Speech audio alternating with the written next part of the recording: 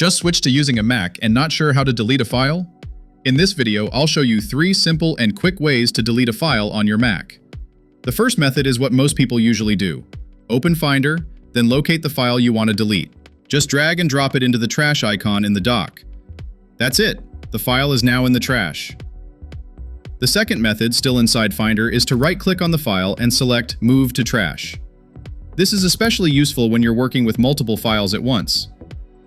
The third method is using a keyboard shortcut. Super fast and convenient. Select the file, then press Command-Delete. The file goes straight into the trash.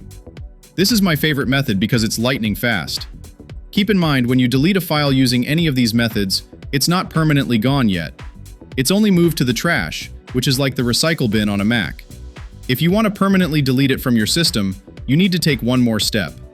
Open the trash, then click the Empty button in the top right corner. Or, faster, use the shortcut Command-Shift-Delete to empty the trash. And that's it. Now you know how to delete files and fully remove them from your Mac.